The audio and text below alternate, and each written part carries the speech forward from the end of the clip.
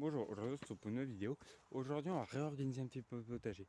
C'est-à-dire que là, si vous vous rappelez bien, j'ai un coin aromatique. Et le coin aromatique, je vais le dégager et je vais le décaler. Il va partir tout là-bas là, avec les artichauts. Donc du coup, on va faire ça dans cette vidéo. Allez, c'est parti. Tac. Du coup, je vais retourner.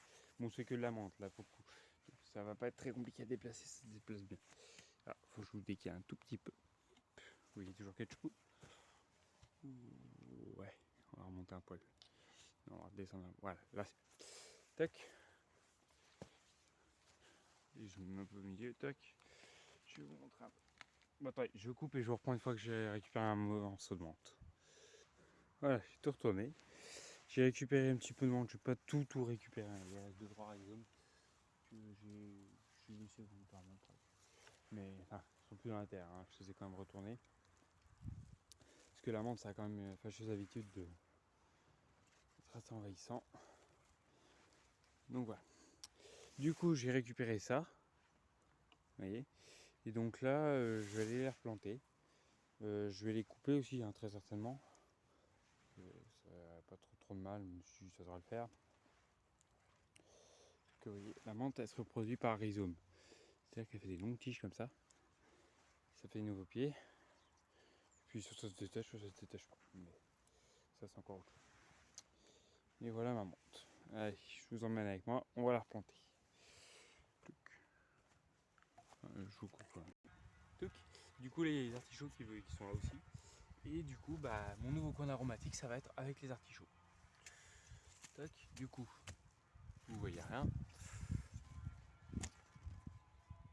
Attends, je vais plutôt vous mettre là, ce sera peut-être mieux. Voilà. Tuc. Tuc. Voilà. Du coup, bon, après, c'est un trou de plantation classique. Hop, on ratouille. On enlève un peu tout ça. Hop, dégage, là. Et ça, c'est les repousses de prunier, ça. Ici, j'ai enlevé la vigne vierge, hein, donc ça fait bizarre parce qu'avant, quand tu creusais, t'avais toujours les bouts de vigne vierge là partout. Et là, on se plante, on va se planter ces deux rhizomes là. Toc et toc. Voilà. Plantation, c'est simple, hein. On s'en fiche si c'est mal planté, tout ça, c'est pas très grave. Hein. On va en mettre un peu là aussi. Hop. Moi, j'hésite pas, j'ai tendance à beaucoup serrer.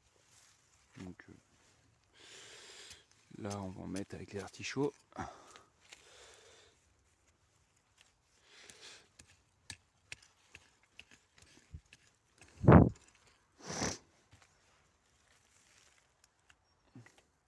C'est bien. Là, on voit un peu. Ça a complètement pourri. La vigne vierge, c'est génial. Enfin, pour moi, hein. Pour elle, je suis pas sûr. Mais pour moi, en tout cas, c'est bien.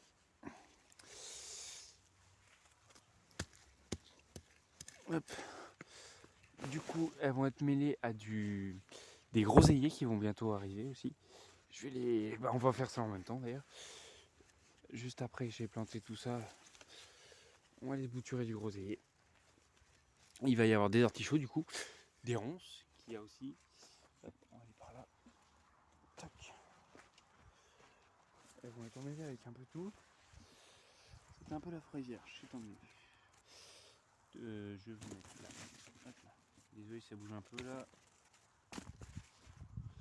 Ouais. Je me recule, voilà. Puis là, on va mettre tout le tas. Là. On va se faire du coup un bon trou.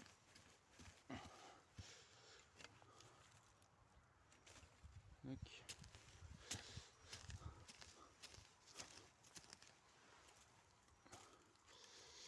Nickel. En bouche. J'arrose pas, non, je vais pas arroser parce que c'est de la menthe déjà et que je crois que l'eau est coupée en plus dans tous les cas donc. Mais si vous l'arrosez, hein, c'est pas très grave. Hein. Je pense que ça leur, enfin c'est même pas je pense, ça leur ferait plus de bien qu'autre chose. Du coup, là on va aller se bouturer le groseillier. Ce que je vais faire là, c'est que j'ai pas beaucoup de place. Je vais les mettre dans le fond là-bas. Donc du coup, je vais aller faire une petite tranchée.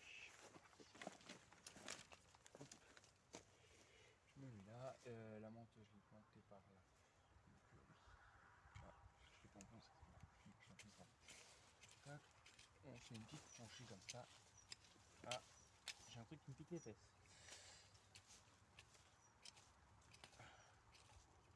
Une bonne tranchée. Nickel. Et on va se mettre les petites boutures. Il y a juste qu'il faut que je replante ça. Hop, nickel. Voilà. Après la monte, hein, j'en ai assez. Si ça ne repousse pas dans le pire des cas, j'en remettrai d'autres pieds, c'est pas très grave.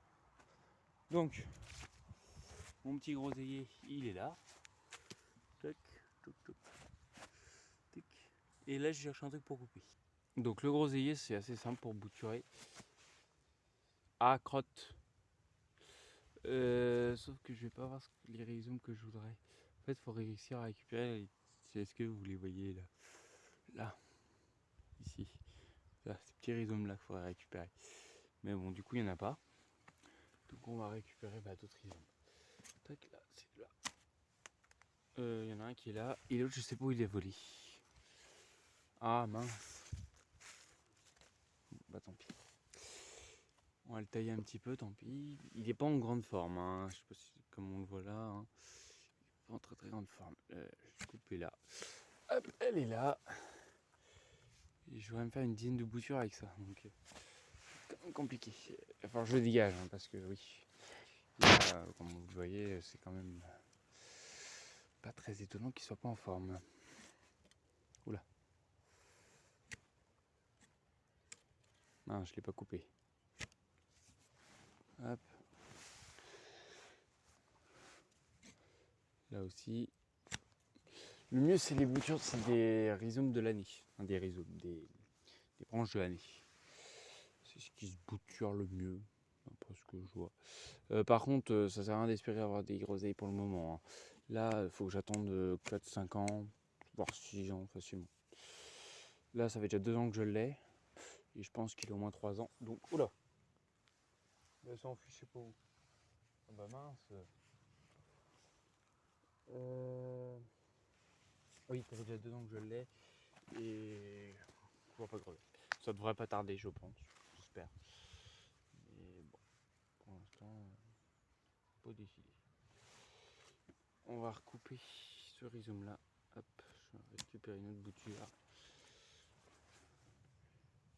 Et puis une petite dernière. Je vais récupérer celui-là. Hop. La bouture elle est partie là. Voilà. Tac, je vais poser ça là pour le moment. J'en ai une, 2, 3, 4,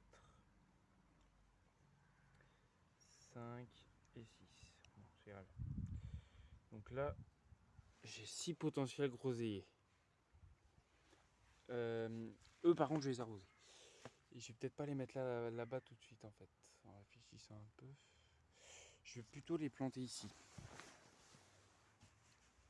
On va les mettre là, à côté des carottes d'ailleurs.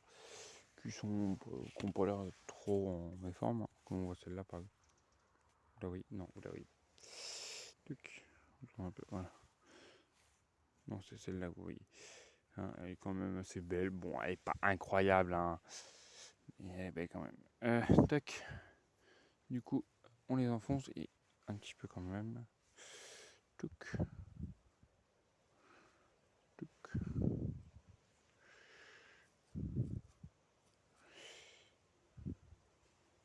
Et celles-là, si elles ont pris au printemps, je les déplanterai. Et je les remettrai du coup un peu là où je veux.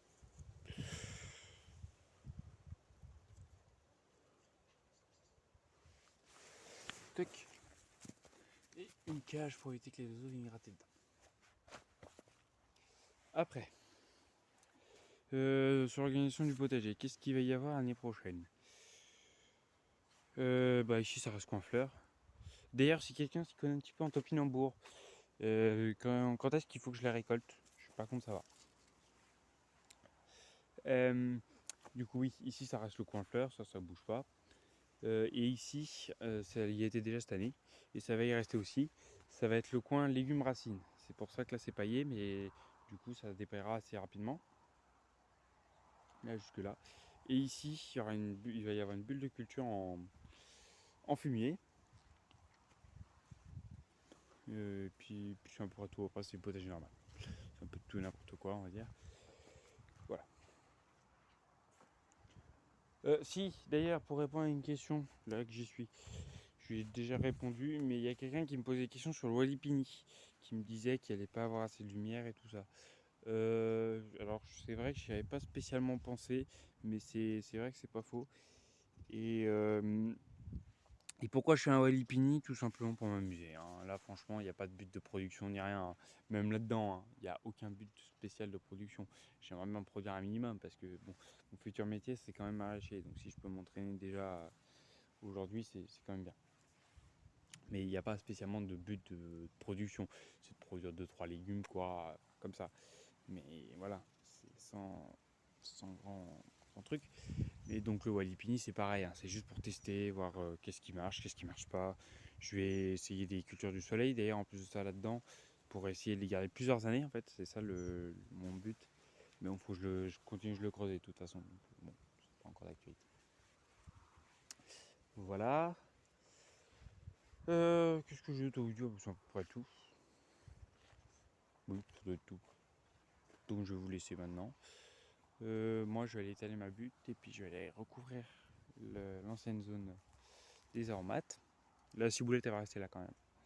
Sauf si je la bouge un peu plus tard, mais voilà. D'ailleurs, si vous avez des poireaux qui montent en graines la saison prochaine, comme ça a été le cas ici par exemple, vous coupez juste le pied qui est complètement fané au mois de juillet, juin, en ce zone-là, voire août, et vous laissez vraiment les racines en terre. Vous voyez ce qui ressort? Des nouveaux poireaux, et il y en a partout. Donc voilà, petit truc comme ça, c'est gratuit. Voilà, moi je vous laisse là-dessus parce que j'ai plus d'autres choses à vous dire spécialement. Donc voilà, allez, bye bye.